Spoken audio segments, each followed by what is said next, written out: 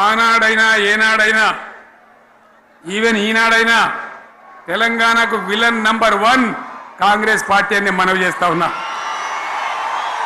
మనందరికీ కూడా తెలుసా విషయం.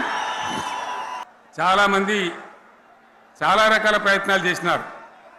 ఇక్కడ కూడా ఇప్పుడు కూడా బ్రహ్మాండమైనటువంటి ప్రయత్నాలు చేస్తూ ఉన్నారు. నేను ఒక్కటే మాట చెప్తా ఉన్నా, ఈ గడ్డకు ప్రత్యేకత ఉంది. ఇది రాణి రుద్రమ్మ ఏలిన వీరగడ్డ, సమ్మక్క సారక్కల పోరుగడ్డ, బమ్మెర పోతన కవితా మాధుర్యం పండించినటువంటి జీవగడ్డ. ఈ వరంగల్ నేలకు నేను వందనం చేస్తూ ఉన్నాను. మన అమరవీరులకు శిరస్సు వంచి నివాళులు అర్పిస్తూ ఉన్నాను. 1969లో మూగబోయిన తెలంగాణ నినాదానికి తిరిగి జీవం పోసింది ఈ గులాబీ జెండాని మీ అందరికీ నేను మనవి చేస్తూ ఉన్నాను. ప్రజలు పరిపాలన అప్పగిస్తే విధ్వంసమైన తెలంగాణను వికాసమ పథంలో నడిపించింది ఈ తెలంగాణ. దానికి కూడా ఈనాటి కరెక్ట్గా 25 ఏళ్ళు నిండుతూ ఉన్నాయి. ఆనాడు కొండా లక్ష్మణ్ బాపూజీ గారు ఆశ్రయం ఇస్తే ఏప్రిల్ 27, 2001న జలదృశ్యంలో టీఆర్ఎస్ ఆవిర్భావం తెలంగాణ చరిత్రనే మలుపు తిప్పిన ఒక మహోజ్వల ఘట్టం. పదవుల కోసమో, కులం కోసమో, మతం కోసమో, వ్యక్తుల కోసమో పుట్టలేదు ఈ గులాబీ జెండా.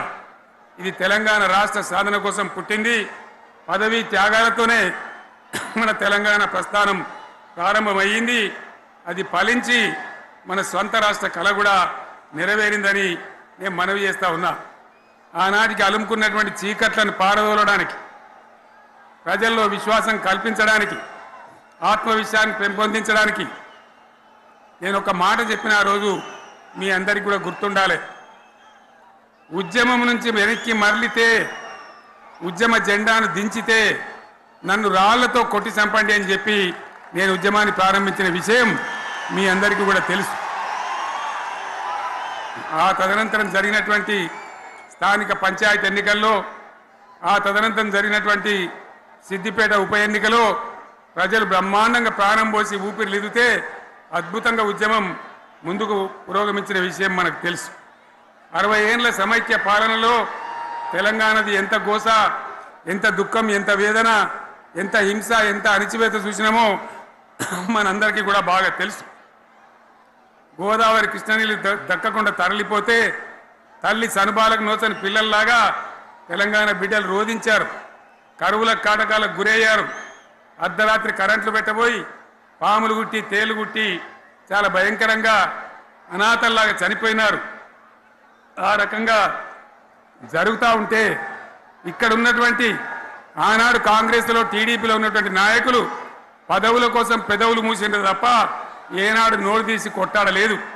గులాబీ జెండా ఎగిరేదాకా కనీసం తెలంగాణ సోయిని కూడా ప్రదర్శించలేకపోయినారు.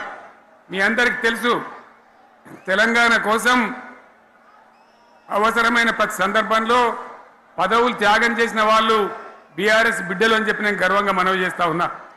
కానీ పదవుల కోసం తెలంగాణను ఆగం చేసిన వాళ్ళు ఆనాడు ఉన్నటువంటి కాంగ్రెస్ నాయకులు అని చెప్పి కూడా నేను మనవి చేస్తూ ఉన్నా.